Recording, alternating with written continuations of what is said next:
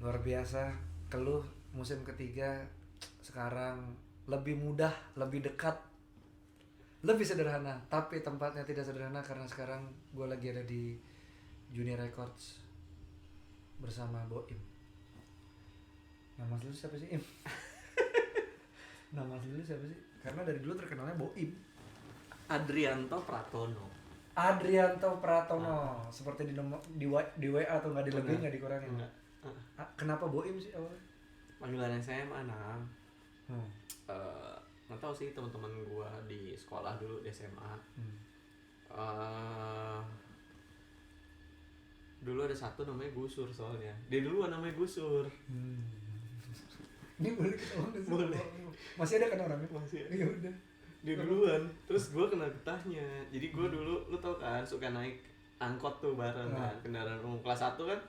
Di Sumbangsi nggak boleh bawa kendaraan. Oh, lu Sumbangsi. Oke. Gue Sumbangsi nggak boleh bawa kendaraan. Terus ya udah naik angkot, gue naik angkot bareng dia terus tuh kan, satu basis kan. Oke. Bareng gue. Ya entah kenapa tiba-tiba gue dapat predikat itu gara-gara bareng si Gusur. Oh, buat yang nggak tahu, Gusur dan Boim adalah ini ya, sidekicknya Lupus. yoi. Sidekicknya Lupus. Oh, jadi beneran gue pikir tuh Boim Enggak. Boim acara lain, ternyata emang dari Enggak. Lupus. Berarti kalau dari bacaan lu udah novel Lupus, berarti lu angkatan? Gue SMA kelar 2004. Nah, 2004. 3 tahun di atas gue. Oh, lu 2000? Gue 2007. Oh, oke. Nggak ketemu ya berarti? Nggak ketemu kita. Gue tuh lulus 2007 apa masuk 2007 ya? Ya udahlah. Lupa gue lupa banget. Nah terus berarti gue itu pertama kali ketemu lu justru di Kemang, di acara imot bikin acara jazz-jazzan. Isinya Feby. Iya tahu gue. Di acaranya itu di restoran ibunya Marco. Iya. Iya gue inget gue datang. Itu beberapa kali soalnya gue ketemu lu. Tapi gue nggak tahu itu lu udah bareng sama Raisa. Udah. Itu kan di atas tahun 2009. Gue sama Yaya tuh mulainya 1 November 2009. 1 November 2009. Tapi gue itu ketemu lu lagi di pensi waktu itu. Raisa itu diundang. Ini sorry banget gue mengungkap masa lalu.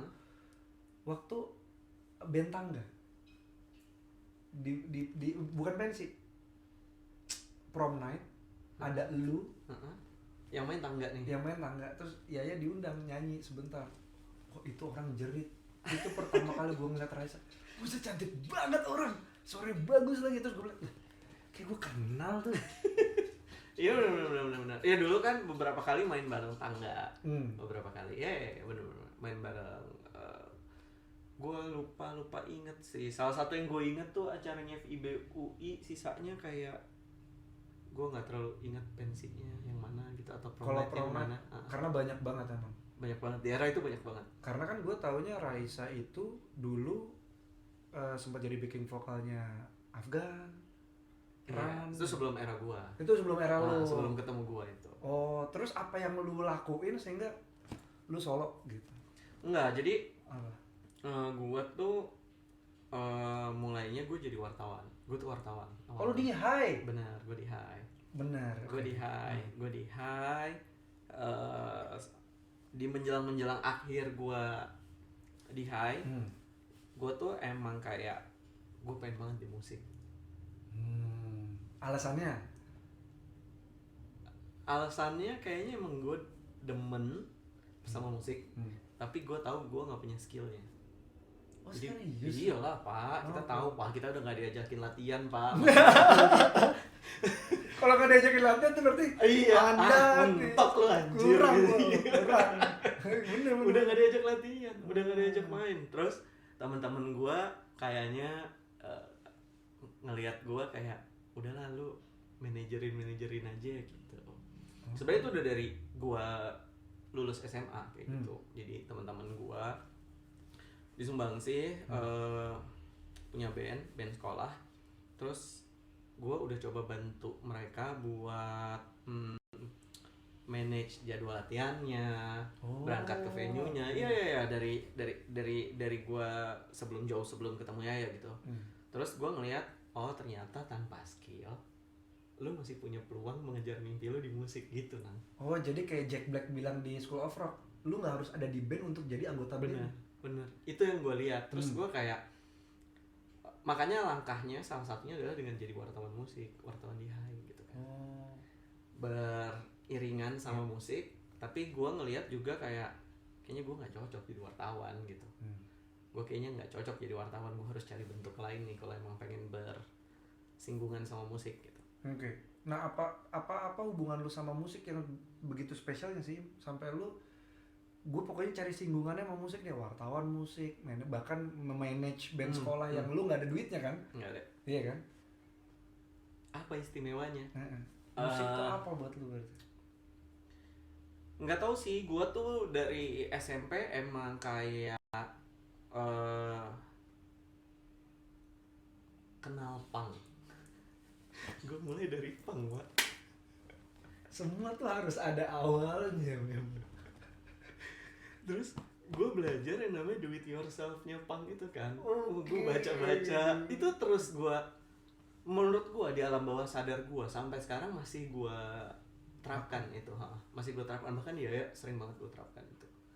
Nah itu dari punk, gue pertama ya NoFX lah, terus MXPX lah, Gila, Green Day, Dookie tuh. Yoi. Terus dari punk gue suka, gue nggak tahu sih, kayak bisa, menurut gue bisa bikin lo ngulik gitu. Terus ternyata ada culture di belakangnya gitu. Itu yang bikin gue paling menarik sih, bikin lo ngulik, terus bisa bawa perasaan lo, ada culture di belakangnya, sama gue sadar ternyata bisa menghasilkan rupiah, Pak. Ntar lu, menghasilkan rupiah nggak mungkin lu sadar dari era punk dong? Enggak. Gue sadar dari gue mungkin SMA kali ya. Karena beberapa temen gue kayak Rishanda Singgih, basis. Oh, iya. Basisnya ya. Itu kan dia waktu di era itu dia udah jadi basisnya Wong Pito. Oh, serius? Lah iya, oh gitu. Iya. Oh iya. Gue ngeliat dia kayak, anjir, punya duit lo dari musik lo gitu. Mungkin nih buat mimpi lo ya. Iya. Oke. Menurut gue ya dari sana gitu. Gue bahkan udah hampir nyoba semua pekerjaan yang berhubungan sama musik. Hampir semua.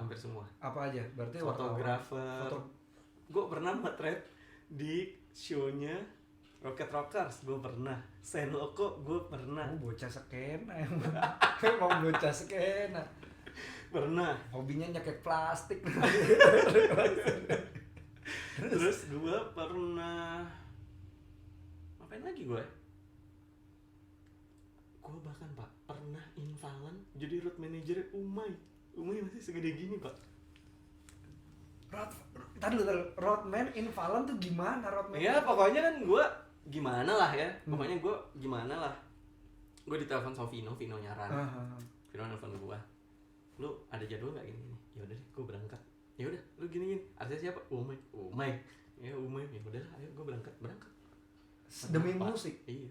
Ya pokoknya gue apapun jalannya gue lah jalanin gitu. Emang nggak tahu gue. Emang begitu. Gue penasaran banget sama lu, kan fokus di musik. Pokoknya gue musik harus menghasilkan buat gue. Apa dasarnya tuh apa sih, Im? Lu pengen banget di musik gitu? Maksud gue kayak kan banyak, kita bisa bilang banyak yang nyerah ya, Im. Nggak sedikit. Benar. Gue ngerasa ini ceritanya soalnya ceritanya kan agak acak ya. Jadi gue awalnya ngerasa gue memang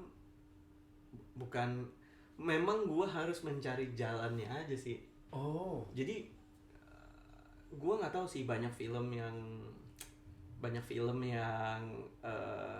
tentang zero to hero gitu kan. Terus banyak juga cerita-cerita yang gue baca juga gitu kan, from zero to hero gitu kan. Nah itu menurut gue menginspirasi gue buat melakukannya juga dengan cara gue, dengan keyakinan gue bisa melakukannya di musik gitu loh. Ngerti gak sih lo? Ngerti gue. Tapi gue yang gue penasaran adalah Kenapa musik yang menjadi wadahnya?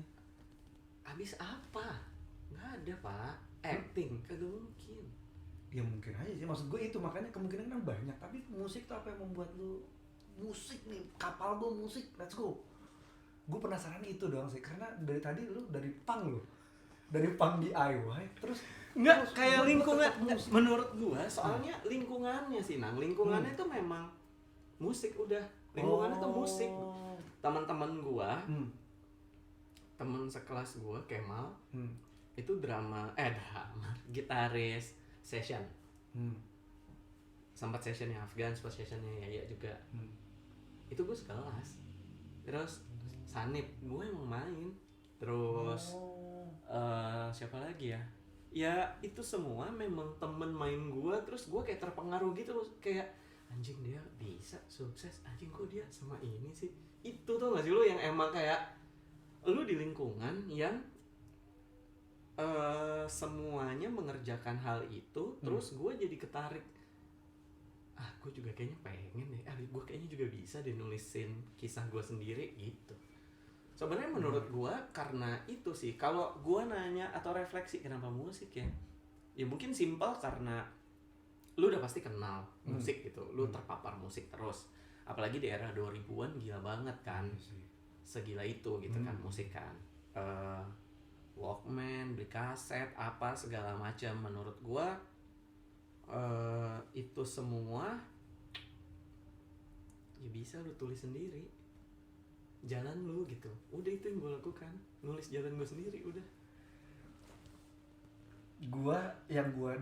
Barusan tuh kenapa gue ada pause-nya dulu, gue cuma batin gue ngomong gila lu ini gitu. Kenapa? Karena jalan yang lu titi itu kan nggak gampang. Benar pak. Maksud gue satu kesenian, spesifik musik. Musiknya nggak bermusik lagi. Iya benar. Ngurusin orang bermusik. Bener. Lu tau nggak tuh? Bener. Udah krok ke dalam bener, tuh. Bener. Nah, bener. Gimana lu bertahan? Gimana lu bertahan sampai akhirnya lu ketemu Raisa gitu? Oke, ketemu Yaya tuh gue sebelumnya di era 2007 gue mulai main sama Asta Ran. Gara-gara Kemal juga. Gara-gara Kemal sama Sanip juga, sama Shanda, gue main sama Asta, gue kenal Asta. Tapi gue bersahabat deket sama manajernya Ran, si Vino. Kenapa? Karena backgroundnya sama. Vino tadinya juga dari Go Girl, anak wartawan juga. Okay. Backgroundnya sama lah. Terus banyak cerita-cerita, apa segala macam. Sampai suatu ketika, enggak, gue tuh ada side joban lah sama Vino. Gue ikut Vino sih kerja, side joban tentang megang artis baru. Waktu itu banyak banget artis baru, kayak inbox tuh kan lagi segitunya ya di era itu kan. Artis baru banyak banget. Nah, banyak pekerjaan yang membutuhkan manusia modelan gue lah ibaratnya. Modelan kayak lu tuh gimana maksudnya? Modelan kayak gue tuh mau ngerjain apa aja. Terus paling enggak tau lah orang-orang yang ada di musik, kan gue kerja di High sebelumnya kan. Terus ya gue sedikit banyak ngerti lah soal promo dan segala macamnya. Makanya gue pernah kerja sama Ran juga, jadi tim promo mereka. Gue pernah bantuin Ran. Terus ya itu gara-gara Vino, gue kerja sama dia. Dulu ada band namanya Music for Sale. Tahu lagi gue. Tahu gue. Itu kan gue yang manajernya, road manajernya. Manajernya Vino. Gue tuh pernah nonton di kalau nggak salah Pas Fest deh. Bener mungkin ya. Iya itu salah satu karir awal gue ya, itu juga Music for Sale. Berarti kita udah pernah papasan dari lama ya. Terus. Ya udah, jadi gara-gara Vino terus Asta kebetulan tahu kan. Ini enak bisa manage nih dikit-dikit. Terus ada Handi Soul Vibe basis. Handi juga tahu gua kan. Kebetulan Handi sama Asta pengen produksi Yaya. Tadi lu bilang kan soal si Yayanya, awalnya kan dia ini kan band. Awalnya dia bahkan bukan band. Awalnya dia backing vokal. Iya, nyanyi. Waktu gua ketemu dia punya band namanya Raisa. Oh gitu. Iya. Basisnya Bagas. Krisnamurti. Bagas. Oh. Loh, orang-orang serem juga dong. Kan Ya, mereka satu kampus. Oh, oke. Nah pokoknya mereka itu katanya si Asta sama si Andi, udahlah lu bikin project solo aja. Ya udah, dikenalin sama gua tuh di PP sama si Yaya. Dulu ada food hall or apalah tuh di PP kan. Dikenalin di situ, gua kenalan sama si Yaya. Yaya juga nggak punya pilihan, Nang. Ya udah, nerima aja gua, ya udah diterima sama dia.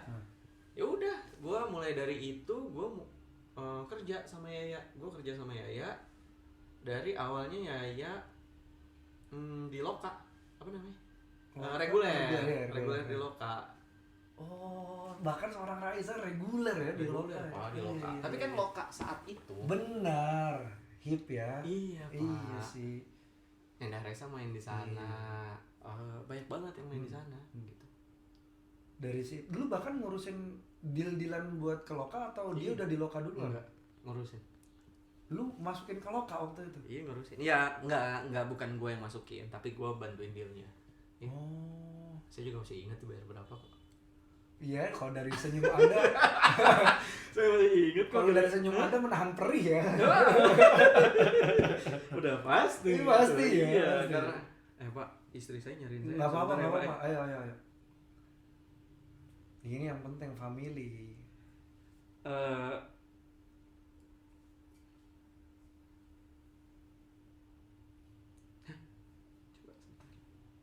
Telepon aja dulu, Pak.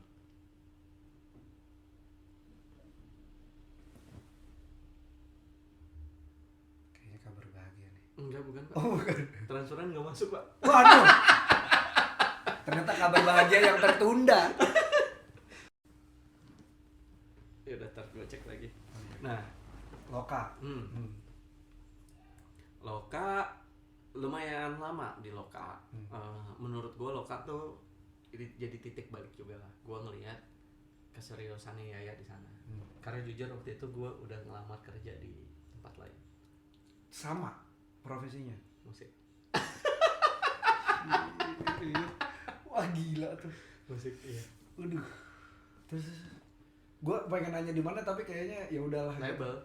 Oh label, tetap label. Oke. Label rekaman. Gue ngelamar kerja. Gue udah sempat, kayaknya gue sempet wawancara deh. Gue udah sempet wawancara. Kayak pengen wawancara kedua, gue ngomong sama staff. Ini proyek ini lu serius apa enggak? Karena jujur aja, duit tabungan gue udah menipis, udah mau habis bahkan. Gue butuh duit. Ini waktu itu masih solo ya? Masih single? Masih single. Gue butuh duit nih.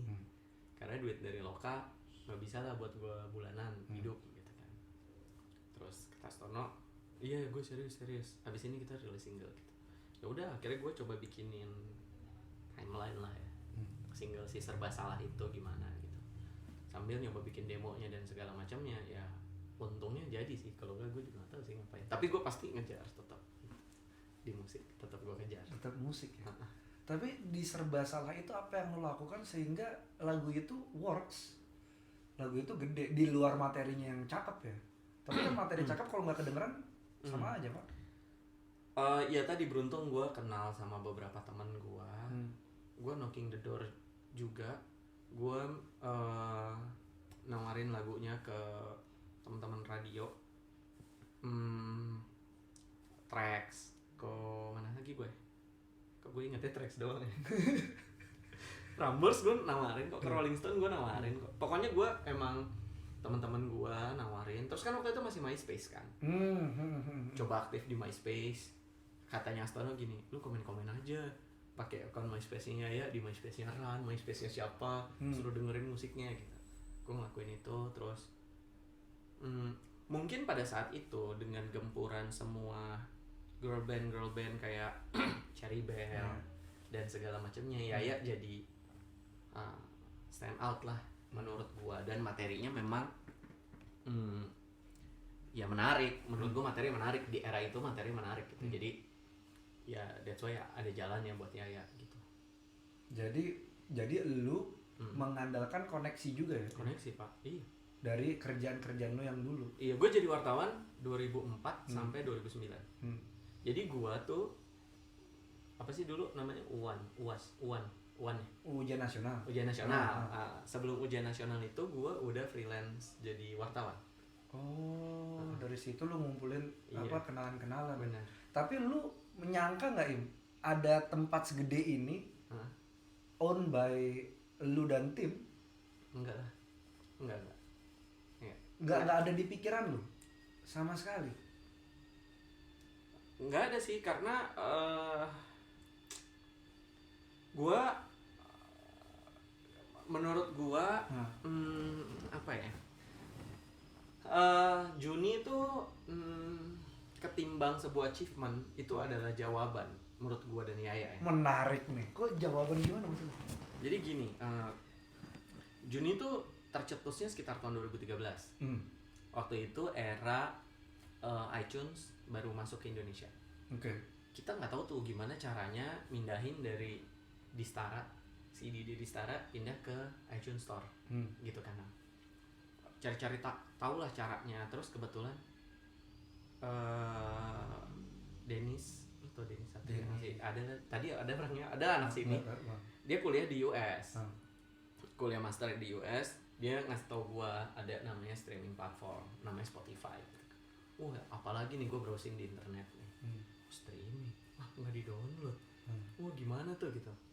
Akun Spotify gua bajakan, nggak bajakan, karena kan di sini nggak bisa. Iya. Gua minta bikinin Dennis di US, terus gua pakai di sini. Pengen gitu. tahu Kan. Nggak perlu download tapi lagunya bisa keputar gitu kan. Mungkin itu menuju 2014 lah. Terus kayak apa sih, era apa gitu kan. Era digital namanya gitu kan.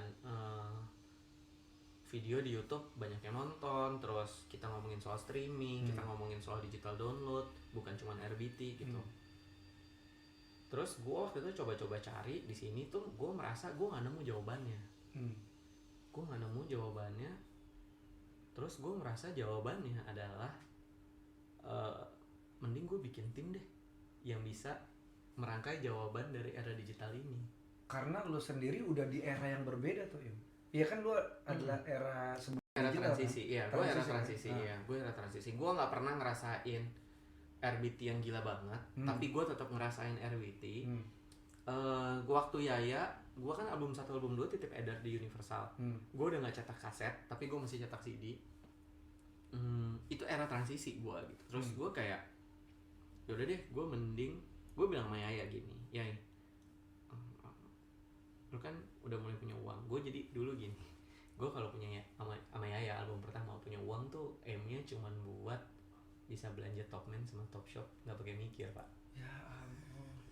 Sekarang Anda beli saham. Ya serius loh. Iya. Topman, Topshop loh. Iya. Karena kan di era itu kayak mahal kan, iya. Kan kayak jeans, gope gitu kan. Iya. Jadi aim gue pertama itu. Terus gue udah kayak gini, bercandaannya gini, kan Topman sama Topshop udah bisa nih beli nggak pakai mikir. Kita kayak nyisihin duit deh, karena ada era ini. Gue tuh selalu kayak ya pitching idea gitu. Gue melakukan itu dari album pertama. Gue selalu pitching idea kayak lu pitching ide ke artis lu sendiri. Gue pasti pitching kayak ya. Dan menurut gue privilege gue adalah ya selalu percaya sama ide gue. Ide pitchingan itu ya pasti ada beberapa yang ditolak, tapi banyak yang diterima dan berbuah gol lah ibaratnya. Salah satunya Juni, GBK, itu kan pitchingan yang memang gue lakukan ke Yaya gitu. Nah gue bilang sama Yaya gini, Yaya ngumpulin duit yuk 200 juta gitu kan, bikin Juni. Terus gue bilang, lu mau ngapain gitu? Ya karena kita gini. Terus gue udah dapet nih orang yang mau gue ajak kerja di sini gitu kan, tapi orangnya masih 2 kaki, soalnya gue belum bisa bayar gajinya. Jadi siang kerja di mana, pulang kerja baru kerja di Juni. Ya udah, lu serius 200 juta ya. Terus kalau nggak itu, ya udahlah, ntar gampang lah kita cari uangnya. Kalau gagal ntar udahlah kita coba ikhtiar aja dulu sama ini gitu kan. Ya. Terus memang waktu itu gue sama Yaya merasa si Raisa ini perlu rumah. Ngerti nggak sih lo, kayak Raisa ini kalau seperti hanya album pertama, album kedua udah cuman jadi penyanyi aja. Gue pengen Yaya tuh punya legacy. Nah, gue pengen tuh, tadi kan lu heran gitu ya sama gue, kok ada sih orang kayak gue pengen cita-citanya di musik gitu. Menurut gue tuh banyak tau orang yang nggak punya jodoh sama alat musiknya, sama bandnya, sama karyanya, tapi sebenarnya punya jodoh sama pekerjaan yang menyelimuti musik. Nah, cuman waktu itu di era itu menurut gue nggak banyak opsinya gitu kan, karena cuman ada big label lah ibaratnya gitu. Ya udah gue sisihin duit, modal gue 200 juta sama Yaya, sewa tempat, bikin Juni dengan 1, 2, 3, 4 karyawan, 5 sama gue ya. Semua teman-teman gue, 2 dari High, bekas tim gue, 1 Dennis, waktu itu masih kerja di Astra, yang 1 kerja di Baidu, yang 1 masih ngajar, 1 lagi juga, berlima deh sama gue. Isinya semua teman yang memang teman, tapi gue yakin mereka punya integritas dan determinasinya. Iya. Jadi mereka mengisi posisi masing-masing tuh 5 itu. Nah, berarti kan lu udah matahin banyak hal nih. Kalau jadi pengen sukses di musik nggak harus jadi musisinya sendiri. Yang kedua, kalau lu punya tujuan itu ya itu aja gitu. Ya kan? Nyampe bener. Nih. Bener. Dari Boim yang ngurusin band SMA sampai punya kantor sendiri. Kerja sama teman-teman lu. Udah gitu bahkan lu menginisiasi salah satu konser wanita, penyanyi wanita terbaik dan termegah yang pernah ada di Indonesia. Lu udah matain banyak hal nih, dan mungkin ada hal-hal lain yang gua nggak tahu. Tapi lu pernah patah sama satu hal atau beberapa hal nggak dalam perjalanan? Sering lah, Pak. Sering, Pak. Berat, Pak. Ya benar. Sama. Beratnya tuh kebayang, tapi gua nggak terelaborasi. Awalnya gini sih, di 2014 itu menuju 2015, industri musik tuh belum kayak sekarang landscape-nya di Indonesia. Ketika lu punya CD, mau lu edarkan di toko CD, itu lu harus terdaftar di anggota asosiasi lah ibaratnya kayak gitu. Biasanya ketika lu mau CD lu dari independen ada di toko CD, biasanya lu lakukan titip edar gitu kan, melakukan titip edar ke perusahaan yang lebih besar, yang lebih mature, yang lebih mapan dari perusahaan lo gitu kan, melakukan titip edar gitu. Nah, pergerakan bola liar kayak gue yang memang enggak, gue bikin aja dulu gitu kan, gue bikin dulu, ntar ya gue ngedarinnya, ntar gue pikirin lah gimana gitu kan, atau gue ngedarinnya dengan cara-cara yang di luar formatnya, itu sangat gak lazim gitu. Karena gue ingat banget waktu itu, ngapain lu bikin record label gitu kan, lu mending ya udah nitip aja, atau lu mending apa aja gitu, lu mending apa gitu. Karena menurut gue waktu itu nggak bisa, gue harus berdiri dengan kaki gue sendiri, karena gue lagi mencari jawaban gitu atas era yang mau datang. Nggak bisa kalau gue nitip ke orang, gue kapan pinternya nang gitu. Nah, ternyata gue sangat di underestimate sama orang. Gue ingat banget, buat ngedarin lagu lo di digital platform, di Spotify, YouTube, dulu ada Joox, yang lain-lain, lo butuh agregator lah ya, lo butuh third party lah. Karena kan lo katalog lo cuman ada sedikit, lo juga mungkin bukan priority gitu. Waktu itu gue inget banget, gue kontakin si agregator ini gue kontakin agregator ini karena gue tahu dia nih manage engine beberapa independent label tapi yang sudah mapan di Indonesia gitu. Waktu gue ingat meetingnya di Senayan City, orangnya bawa orang label lain meeting, terus gue kayak, nah lu aja kayak gitu, lagi gue di sana, nah saya kan main meeting sama kamu nih, kok ada orang label lain di sini gitu kan, kayak maksudnya gimana nih ya? Oh, maksudnya daripada langsung mending lu sama ini dulu deh, lu kan kayaknya nggak tahu apa-apa, ngerti kan lo? Ngerti gue ya. Kayak gitu, tapi gue kakak gue bilang enggak, gue nggak mau, gue maunya langsung. Gue maunya langsung, kenapa? Gue punya materi kayak gini gitu, maksudnya materi gue itu ya kan, lu nggak mau ngedarin albumnya ya ibaratnya kayak gitu. Terus juga ya banyak banget hal-hal yang paling juga nggak sampai apalah, gue nggak sampai kemana gitu, nggak sampai gimana. ya pada akhirnya menurut gue karena kegigihan gue dan gue tuh orang yang penting tulus aja sih, maksud gue kayak ya udah gue usaha sampai sementoknya gue usaha gitu. Nah cuman itu nggak cocok sama semua orang gitu kan. Itu nggak cocok sama semua orang gitu. Maksudnya nggak cocok gimana? Yang Kayak nggak cocok nih kayak tadi tuh kayak mentok gitu. Misalnya tadi lu dijodohin sama tiba-tiba nih orang yang pengen target lu tiba-tiba bawa ada option buat lo. Kalau lu memang nggak punya determinasi, lu nggak punya vision, lu bisa jadi goyang kan. Karena udah pasti kesana jalannya lebih hijau ketimbang gua terabas lagi ke depan gitu. Gua tahu mungkin waktu itu siapa orang lu yang mau ngurusin rilis-rilisan, memang tahu apa dia gitu kan. Ngerti kan lo? Ngerti gua. Apalagi gue di underestimate, semua tim gue nggak ada yang pernah kerja di record label waktu itu. Kayak siapa sih dia gitu kan. Tapi gue yakin pada saat itu gue punya tim yang memang siap nih buat nerabas gitu. Nah lu pun buat punya tim yang siap buat nerabas, menurut gue nggak bisa juga semua orang nemuin hal itu.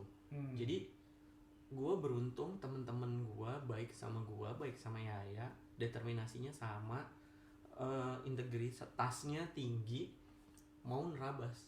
Nah gue ya beberapa kali lah jelas lah gue kayak kok nggak bisa ya kan, kok nggak percaya, sering banget lah kayak gitu. Apalagi GBK kemarin mah saya kalau bisa ngubur diri sih ngubur diri pak. Untung enggak ya. Tapi jujur gue nggak happy sih buat itu. Nggak, gue happy. Oh ini nanti nih, Gue nggak happy gue karena gue ya itu gue tuh banyak uji coba banyak apalah kalau GBK kemarin. Tapi mungkin ceritanya belum saatnya ceritanya. Tapi kalau gue kesana ya kayak gitu. Gue sampai 2016 Juni di AMI Awards gue bawa 2016 atau 2017 ya 2017 mungkin gue bawa 9 dari 11 nominasi gue. Itu gue nggak ikut asosiasi, itu gue beneran baru ngerilis Bara Suara sama Yaya doang, baru gue artisnya. Gue nyabet segitu banyak piala, menurut gue itu titik balik gue juga kayak oh ternyata bisa nih gue gitu. Pangrok anda emang pak. DIY itu Yaya dari serba salah juga DIY itu, semua DIY itu pak. Gue banyak sih dibantuin teman-teman gue ya. Gue beruntung gue kerja di media 5 tahun tuh, gue kenal banyak orang di sana gitu. Tapi taruh deh, mentok nggak cocok sama semua orang. Berarti ini gue ngomongin satu era yang udah hampir punah nih, era gua terakhir mungkin ya. Era dimana orang tuh nggak instan. Bener pak. Lu gimana lu ngeliat segala macam segala sesuatu yang sekarang tuh, lu mau adaptasinya gimana sih? Ya gue tuh salah satu orang, gue orang jadul lah. Gue percaya emang semua butuh berproses. Dan buat gue tuh orang yang percaya sama manifestasi juga. Gue sangat percaya sama manifestasi. Jadi tadi setelah gue ada Yaya gitu, gue jadi selalu berpikir Yaya mau kemana sih, Yaya mau gimana sih, Yaya mau gue bawa kemana gitu. Gue tuh ngeliat ini sih, gue tuh dikasih gue dikasih bakat, bukan bakat sih, gue dikasih kelebihan. Gue tuh bisa ngeliat talenta orang, menurut gue. Gue tahu kalau lu ada talent, gue bisa bantu lo buat ngembangin talent lo. Menurut gue itu kelebihan gue. Pun itu diaplikasikan nggak cuman ke musik, ke semua lini. Iya, karena gue ngeliat gini, waktu kalau lo sadar, gue cerita semua teman-teman, gue tuh sangat mengandalkan teman-teman gue. Tapi kan dari sekian banyak teman gue harus memilih kan, yang mana yang ada di tim gue, yang mana yang bisa gue pick up, bisa jadi teman.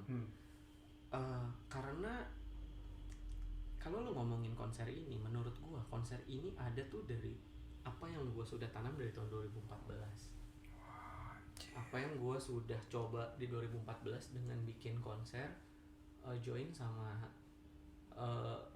promotor di Singapura namanya Flabbergas, bikin Raisa live in The Star Theater Singapura 2014. Gila. Kenapa lagi ditanya kenapa lu jauh-jauh bikinnya di Singapura? Ya karena waktu itu di sini nggak ada yang percaya Raisa baru punya 2 album, punya konser solo gitu kan. Makanya gue jauh-jauh ke Singapura buat supaya bisa kok kita bikin gitu. Ada kok yang mau percaya sama ide ini gitu. Jadi menurut gue tuh apa ya, semua tuh dimulai dari yang kecil, nanti lama-lama gede gitu. Lu nggak bisa langsung mau ngerjain yang ini, menurut gue nggak akan bisa. Jadi lu memang harus semua dari small, dari kecil gitu. Lu coba manage yang kecil dulu. Terus karena tadi gue bilang ada teman-teman gue, ya udah teman-teman gue ajak juga kolamnya kayak yang agak gede. Dari 2014 itu 2014 Marco udah ikut, Aji Yudhistira udah ada. Aji Yudhistira film director yang kemarin di GBK bikin semua VT, bikin si dokumenternya belum jadi sih, tapi maksudnya ngedokumentasiin konser itu. Di 2014 gue ajak pergi ke Singapura bawa 2 kamera zoom sama main kamera, tapi orangnya cuma 1.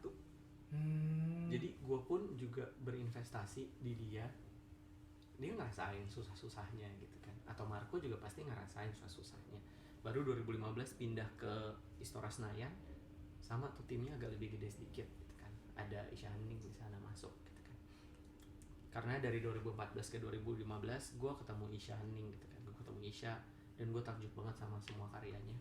Gue ajak masuk 2015, baru ya pindah kolam terus. Jadi memang menurut gue buat sampai GBK, lu mungkin ngelihat GBK gitu. Teman-teman mungkin ngelihatnya cuma Raisa ya udah artis ngetop di GBK. Enggak, menurut gue di dalamnya ya gue harus nyiptain kolam-kolam kecilnya dulu buat sampai gue memantaskan diri ke GBK gitu. Memantaskan diri ya? Tetap harus mantesin diri. Iya pak, kata-katanya tuh memantaskan diri. Menurut gue lu punya uang sebanyak-banyaknya, iris kuping gue lu belum tentu bisa bikin kayak kemarin, kayak gue bikin. Berarti uang tuh bukan faktor utama. Bukan. Enggak. Gue nggak pernah. Kalau gue pribadi, gue nggak pernah naruh uang di depan. Menurut gue uang mengikuti lah. Duit tuh ngikutin gue. Anjir.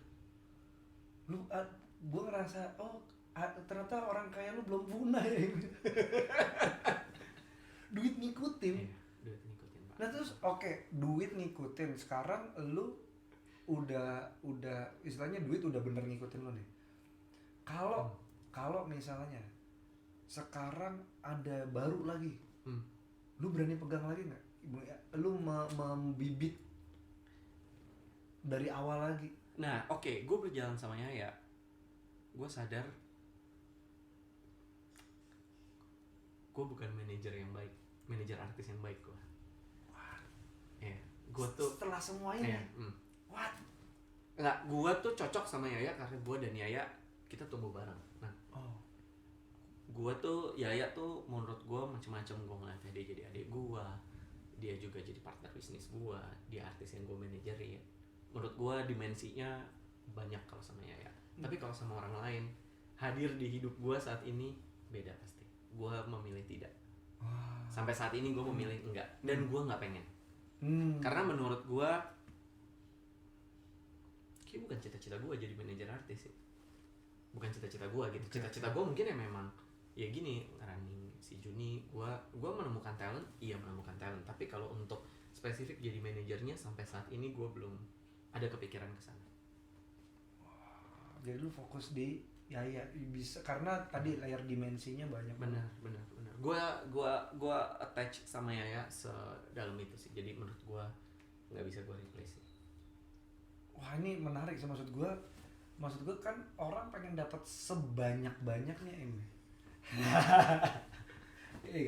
Iya benar. Tapi lu kayak tahu cukup gitu loh ya. Iya. Gini, menurut gue gini. Kalau gue ngeliatnya bukan gue tau cukup. Gue ngeliatnya gini. Fokus gue sama karyanya.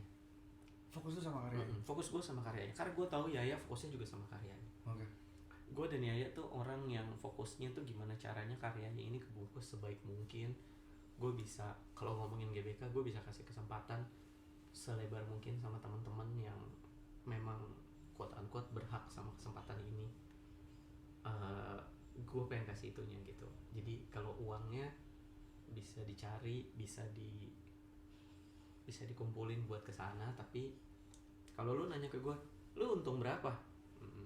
Ya mungkin bukan itu. Gue bikin GBK bukan karena gue pengen untung kan, karena memang ini adalah movement, ini adalah karya yang menurut gue sampai nanti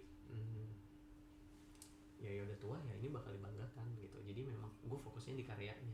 Jadi memang itu yang gue fokuskan dari awal. Yang gue fokuskan adalah di karyanya, semua tentang karyanya. Wah ganjil sih lu ganjil sih. Maksud gue kalau gitu gue punya pertanyaan yang keluar barusan. Apa yang lu nggak setuju dari apa yang sekarang tuh lagi berjalan di eksternal lu, bukan di Junior Records ya, yang akhirnya mendukung pergerakannya Junior Records dari kemana gitu? Menurut gue gini, tadi kayak kita sempat ngobrol kan waktu lu baru sampai, negara ini dengan populasi sebanyak ini super anomali, termasuk di industri musik. Karena gini, di industri musik di Indonesia ini gue belajar karena ya gue 13 tahun ini ada di sini. Kita tidak mengenal yang namanya sistem konser berbayar itu gimana ya? Kalau di Amerika, di Eropa gitu, lu even pergi ke bar buat nonton band, walaupun bandnya mungkin kan from bar to arena, ada konsep kayak gitu kan, benar gak? Band yang di bar ini lu tonton, lu tahu, lu bayar misalnya 200.000 ya karena bandnya ya mungkin lu cocok. Iya, lu cocok gitu kan. Tapi kan tidak di sini gitu. Di sini waktu gue masuk ke industri ini, kalau sekarang menurut gue membaik lah, orang bayar tiket festival dan harganya mahal. Kalau dulu, mohon maaf pak, artis manggung bayaran tiket masuknya paling berapa perak sih gitu, 25.000, 75.000 berapa gitu. Semua karena ada musik itu adalah bagian dari marketing sebuah produk. Iya. Ya kan, musiknya nggak berdiri sendiri, ya kan. Karena rokok pengen ada launching, ada musiknya. Mobil baru ada launching, ada musiknya. Mall baru buka, ada musiknya. Benar gak? Jadi musik tuh nggak berdiri sendiri gitu. Nah, gua dengan Raisa Live in Concert di 2014 itu mikir, kenapa ya artis solo, ini balik lagi ke Raisa ya, karena ini yang gue kerjakan. Kenapa artis solo ini nggak bisa ya tiap tahun konser kayak di luar negeri gitu? Temanya beda-beda. Iya. Makanya semenjak 2014 gue tidak memperbolehkan IPO promotor lain buat bikin event namanya Raisa Live in Concert. Itu nggak boleh, nggak pernah ada. Karena Raisa Live in Concert itu gue keep buat produk, buat Juni yang bikin konser-konser yang spesial Raisa, dan orang harus bayar mahal untuk itu. Nah itu menurut gue salah satu yang gue coba terapkan gitu kan, karena keanomalian itu di Indonesia gitu kan. Itu baru satu. Terus kedua, berapa juta anak muda ini apakah dengan streaming number gila-gilaan itu jadi kaya banget? Menurut gue ya so-so aja gitu. Karena kita masih bergantung sama freemium, masih rela denger iklan ketimbang lo subscribe gitu. Menurut gua ya itu berpengaruh juga ke kita gitu, ke kami gitu. Bukannya tidak bersyukur, gua sangat bersyukur. Grafiknya makin lama makin naik gitu. Grafiknya makin lama makin naik. Meeting asosiasi terakhir gua kelihatan grafiknya makin bagus di Indonesia. Tapi menurut gua sangat aneh buat negara sebesar ini dengan populasi anak muda sebesar ini, even konser skala stadion aja hitung jari pak di sini. Iya sih. Infrastrukturnya juga tidak, gue boleh bilang tidak memungkinkan untuk melakukan itu gitu. Itu cuma bisa bikin di Jakarta, sementara negara ini besar banget gitu. Nah, hal-hal kayak gitu yang bikin gue gundah, hal-hal kayak gitu yang gue sama anak-anak di sini tuh ya banyak tim di sini mencoba buat yuk kita berkarya. Sebenarnya kayak gitu. Tapi gue denger semua perjuangan lo 13 tahun itu, naik turunnya, gue membayangkan capeknya jadi lu sih. Capek pak, nggak enak jadi saya, nggak perlu. Capek. Tapi banyak yang pengen jadi lu, yakin gue. Loh, bener nggak? Karena melihat Boim, Raisa, GBK, karena ngeliat itu, bener gak? Iya. Nggak, maksudnya capek, elaborasi capek lu deh. Capek banget pak, capek lah. Nggak tahu gue harus ngomong apa, yang pasti capek. Gue tuh secapek apa ya secapek itu. Gue nggak bisa gue nggak bisa kasih gambaran ke lu capeknya gue kayak gimana. Tapi mungkin gue ada kesalahan ya. Gue nggak sekolah bisnis juga. Gue sekolah gue jurnalistik pak. Keren nih. Oke. Sekolah gue jurnalistik. Iya. Gue kalau mau ngulang hidup gue ngulang sekolah bisnis kali. Oh, jadi lu nggak perlu mentok. Iya. Oh. Ya karena gue bodoh aja. Gue tuh learning by doing aja gitu. Trial error banget gue. Ini nggak bisa, udah gue kesana. Ini nggak bisa, ya udah gue nggak kesini, gue kesana. Capek jadi gue. Ya emang kelihatannya Juni kayak, oh enak, artisnya gede apa segala macam. Iya. Tapi jujurnya capek banget dan pengorbanan gue banyak banget buat Juni. Buat sampai di sini pengorbanan gue banyak banget pak. Lu tuh ada momen dimana lu duduk, lu ngerokok gak sih? Kadang-kadang. Lu ada nggak momen duduk nanar gitu, ada nggak? Ada, gue tuh Memandang satu titik nanar. lu tau gak sih, gue abis GBK. Gue H-1 GBK, gue udah gak megang handphone.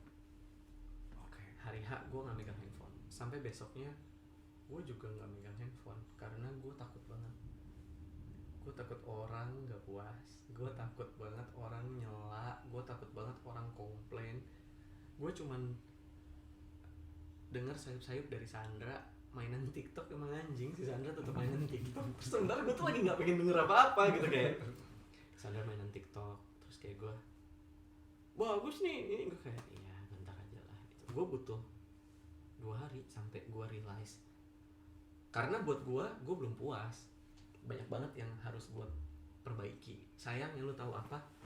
Nggak mungkin gue perbaikin pak. Mau di mana lagi? Mau apa? Mau pakai apa perbaikinnya?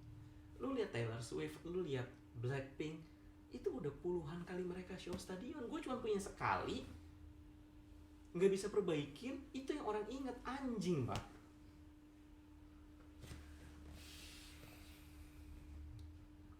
Orang bandingin gue sama Blackpink itu hal paling anjing yang pernah gue dengar menurut gue.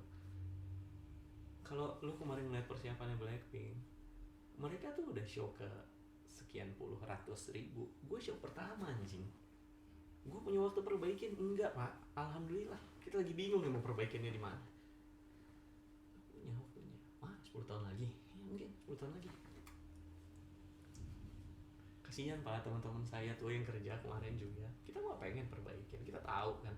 Mungkin kalau buat penonton happy aja. Tapi kan kita yang kerja pasti punya. Gue harusnya di sini nih. Yang gue kasih baru segini kan.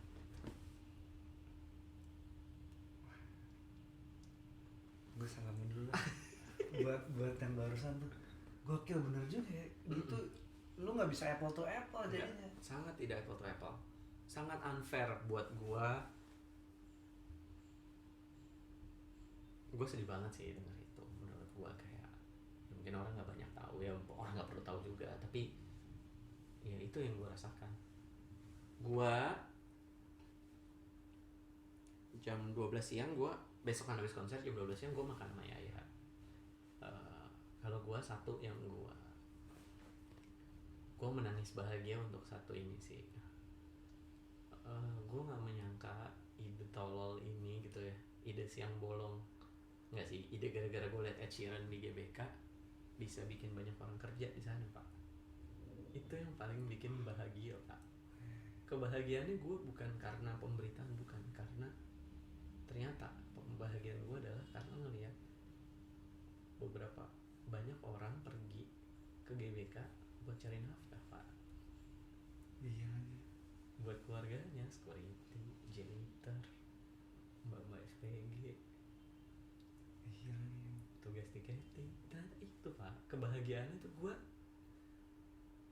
gua tuh nahan nangis ya, sampai gua duduk di dekat scoreboard sendirian, gua nangis di situ.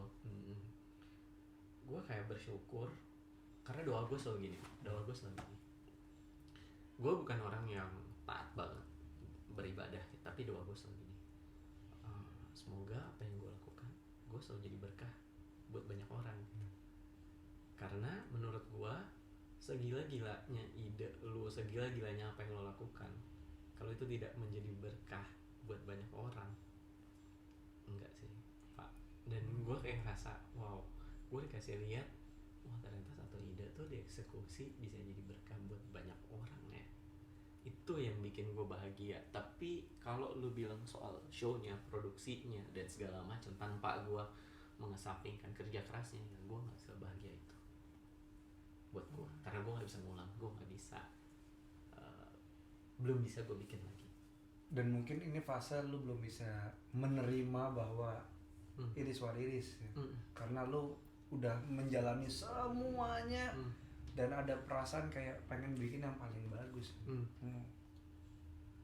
Wah, kalau ada yang bilang kayak gue udah nggak mau jadi karyawan, gue mau jadi bos, gue mau manage. Gue tuh nggak setuju sama itu Pak.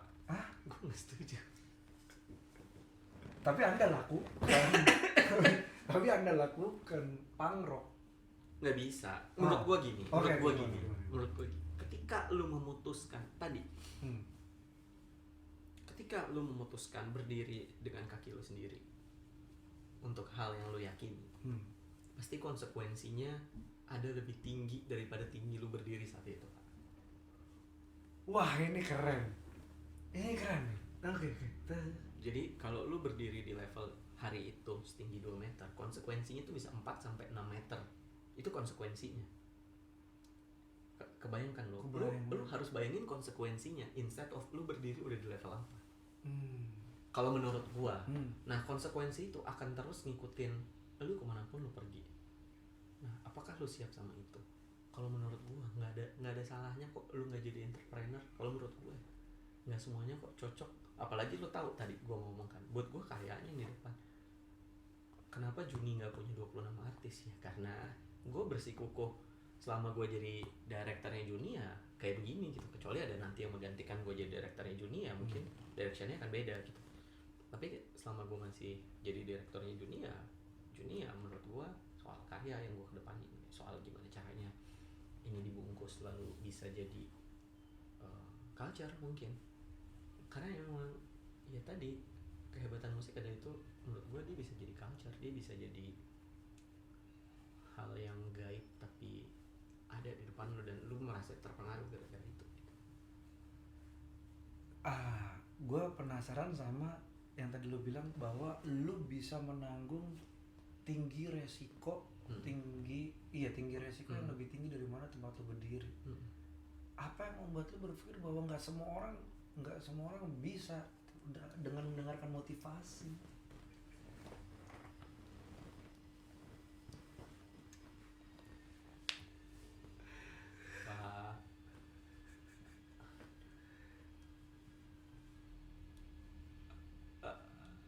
Menurut gua nih, gua gini sih. Okay. Menurut gua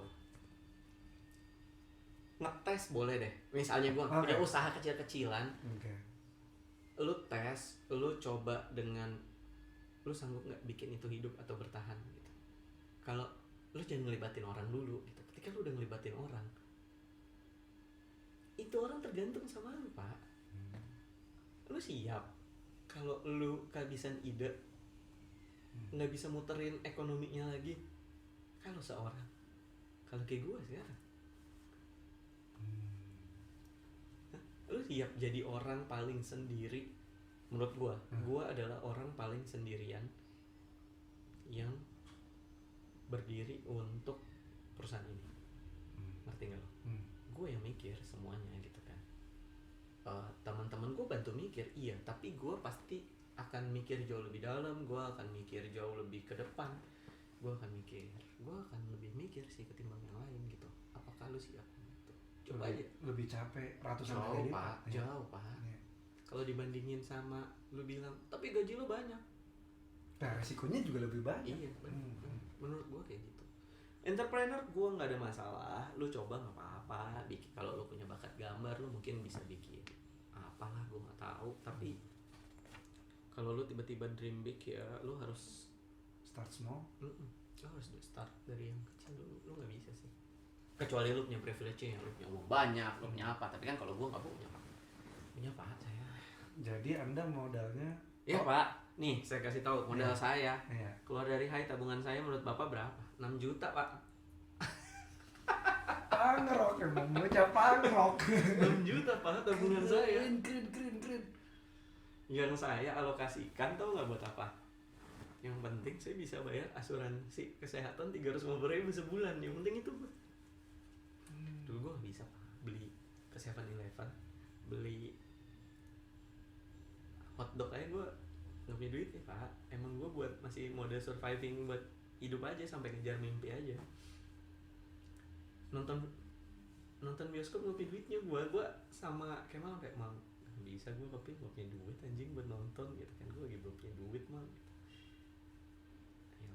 Ya udah lu gue bayarin, ya udah gue bayarin. Terus akan donor kebab yang ceban aja gue nggak punya duitnya pak, karena ya 6 juta gue ini harus hidup sampai kapan anjing gitu kan pada saat itu. Cuman ya gue beruntung, sekali lagi ya gue beruntung. Gue ketemu fate-nya, gue ketemu ya gue ketemu jalannya gitu. Kalau enggak ya pasti ya gue juga jadi karyawan. Dan lu nggak apa-apa kalau jadi karyawan? Apa? Beruntung. Pak, bapak saya bukan orang kaya raya pak. Nggak apa-apa lah. Beruntung tuh Enggak. apa sih menurut lu? Beruntung tuh menurut lu apa sih? Kalau sekarang ya beruntung. Kalau menurut gue beruntung tuh ya lu dijauhkan dari semua kemalapetakaan yang menghantui lu sih. Menghantui ya, belum tentu kejadian, tapi menghantui aja. Itu udah beruntung menurut gue. Lu dijauhkan dari malapetaka tuh beruntung. Oke. Bukan menang lotre enggak. Jauhkan dari malapetaka tuh beruntung menurut gue. Gue penasaran sama pemikiran lo soal kecemasan. Gue penasaran sama itu tuh.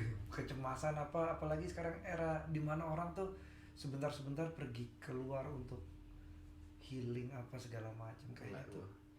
Kayak berat sekali gitu. Enggak lah, cobain jadi gua lah. Cobain jadi gua bikin GBK. Terus disikat katanya stadionnya nggak boleh dipakai ini, stadionnya nggak boleh dipakai itu. Belum dapat duit sponsor. Tapi gue jujur ya, gue anxiety banget sih. Apalah tuh namanya gue nggak tahu lah. Menjelang konser gue pasti minum melatonin sih. Nggak bisa gue tidur. Gue udah nggak bisa tidur. Gue minum melatonin reguler 5 mg. Sekarang udah enggak dong?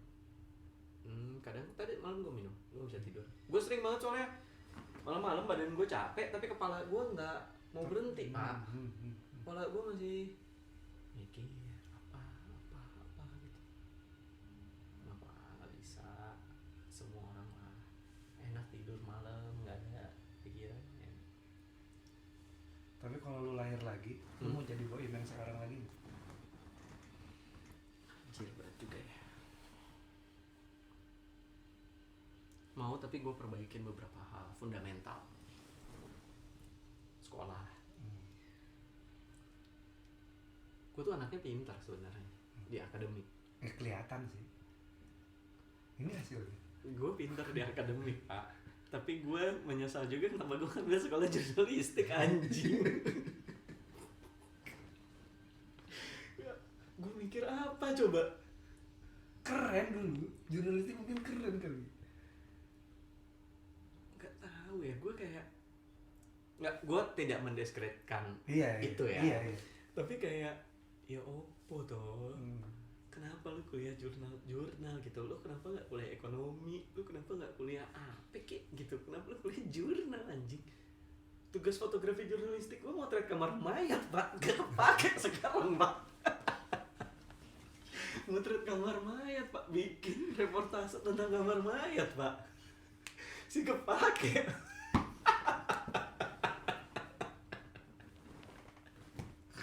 Si kepake pak anjing. Lu tau skripsi gue tentang apa? Tentang film horor. Bangsat Anjing, si kepake pak. Ngapain, apa film horor apa sih em? Tahun 2007 tuh film horor di Indonesia lagi gila-gilanya nah. Ya kayak gampang deh bikin skripsi tentang film horor.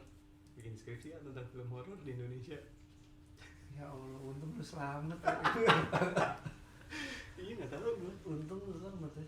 Berarti tadi kalau lu lahir lagi lu mau sekolah. Gue mau sekolah yang bener. Mau sekolah mana? Terus apa kalau akan tetap menjadi di bidang ini atau mungkin lu mau bangun empire lain? Gue nggak pernah bercita-cita bikin empire lain. Bikin empire tuh gue sama sekali tidak bercita-cita itu. Gue tidak pernah bercita-cita juga buat selamanya di musik. For your info, yes. Wow. Setelah gue bikin GBK, gue ternyata tidak bercita-cita selamanya ada di sini. Kuliner habis ini. Apa balik lagi ngomongin film horor? Nggak tahu sih. Kasih tahu gue sekarang gue harus ngapain. Lu bingung juga kan? Nggak, gue sebenarnya udah menemukan gue harus ngapain.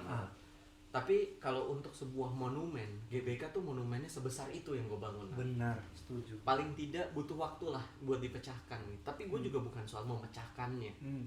Butuh waktu gitu. Mungkin tenaga gue diperlukan di sektor lain. Karena dengan adaptasi gue yang gue yakin gue orang yang bisa beradaptasi cepat gitu. Dengan determinasi gue dan dengan kegigihan gue yang sudah terbukti ya. Iya, mungkin di sektor lain bisa berguna. Politik. Tahu gue tidak menutup kemungkinan. Tapi enggak lah, jadi caleg enggak. Tapi harus ada yang ngomong kan ini tentang nasib kita para. Nah ini yang lucu gue waktu itu ya. Gila, gue semarah itu sama sistem, gue semarah itu sama apapun itu sebelum konsernya selesai. Tapi pas selesai konsernya, gue bilang gini, gue pengen jadi dirut GBK. Gue pengen nih, gue bener-bener ini, maksud gue kayak kenapa sih tata kelolanya bisa ada pertandingan bola, ada gue panggung gue tuh nggak nyaman nang sama gue melalui sini ya. Gue kemarin pengen minta maaf sama Sintayong, tapi gue nggak ketemu. Gue pengen minta maaf banget sama Sintayong. Gue juga tidak merasa gue nyaman melihat pemain timnas latihan di atas geotek yang udah digelar. Gue merasa juga nggak nyaman. Gue nggak merasa gue yang menang gitu. Enggak nang. Enggak. Gue nggak merasa gue lebih daripada mereka. Enggak. Gue malah merasa jadi situasinya enggak ideal ya buat gue, nggak ideal buat dia, nggak ideal gitu. Makanya waktu gue bilang sama teman-teman di tim, ya udah yuk, kalau apa yang mereka butuh ya udah kita push yang punya kita, ya udah kita persilahkan mereka juga gitu. Dari situ gue waktu itu sempat marah banget, gue sempat sebel banget lah gitu, sampai akhirnya gue realize kalau memang harus berdampingan.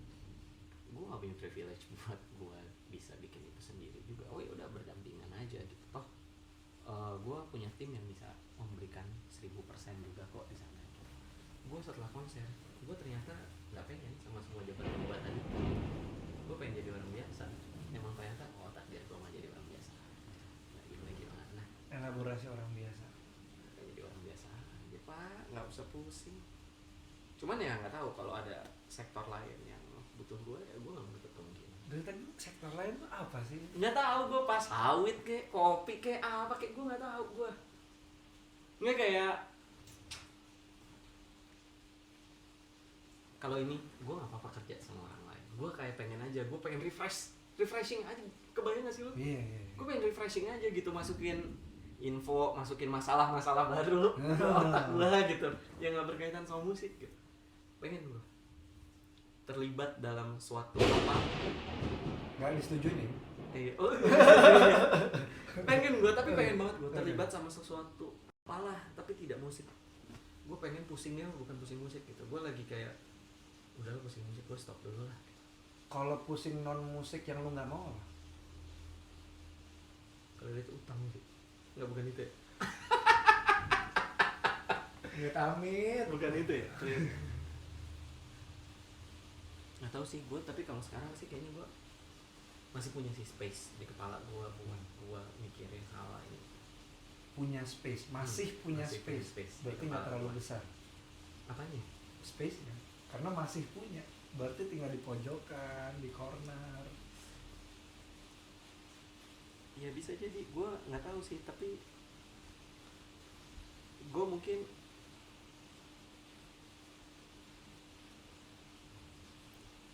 tadi kalau balik riset, gue mungkin mau riset nggak jadi entrepreneur.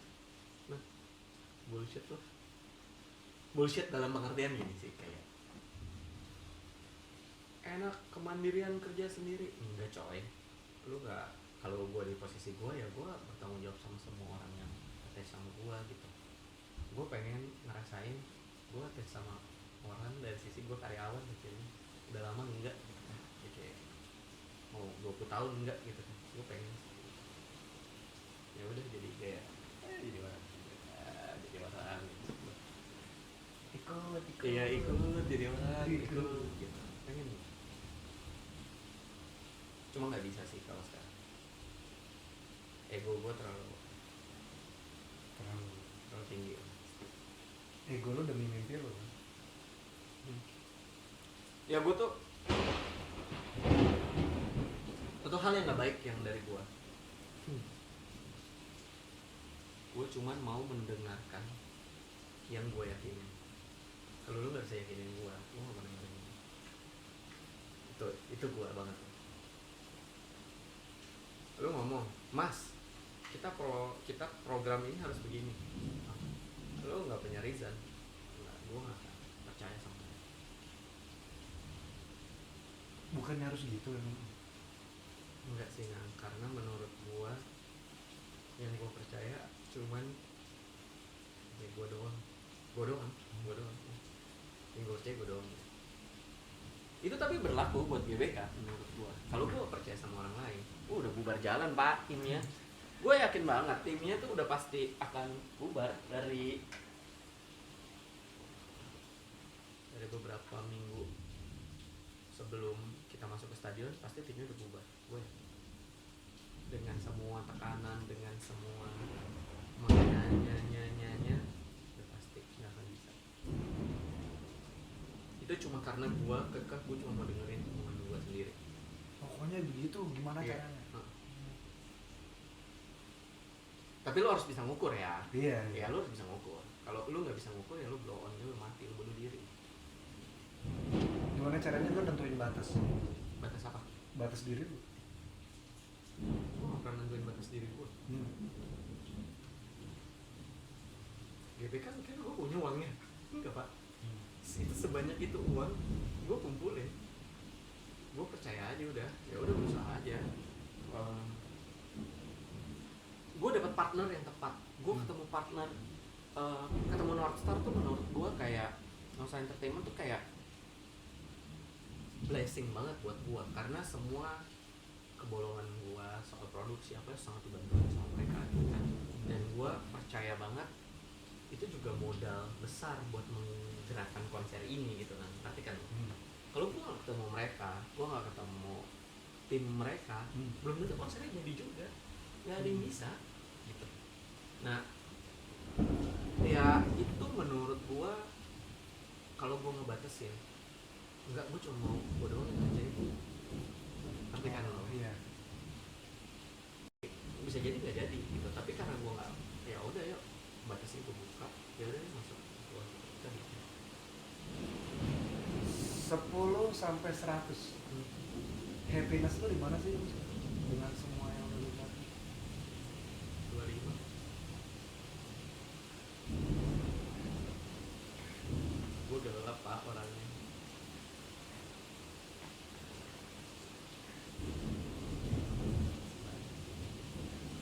bukan karena lo nggak bersyukur ya? Bukan karena gue nggak bersyukur. Bukan karena Gue lo nggak sangat bersyukur. Benar. Gue sangat bersyukur. Kelihatan banget kalau lo bukan karena lo nggak bersyukur. Benar. Lu tau dari mana kok kelihatan? Iya, dari pilihan kata sama nada lo. Oh iya. Benar, gue sangat bersyukur. Iya. Gue sangat bersyukur atas semuanya.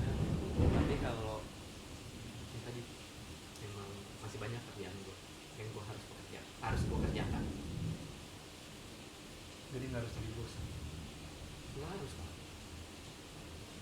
Nggak semua orang cocok. Nggak semua orang cocok dihadapkan sama decision ngehe. Nggak tuh, gue tuh gak percaya sama kata-kata motivasi. Lu jadi bos buat diri lu sendiri. Harus ada yang ngebosin lu.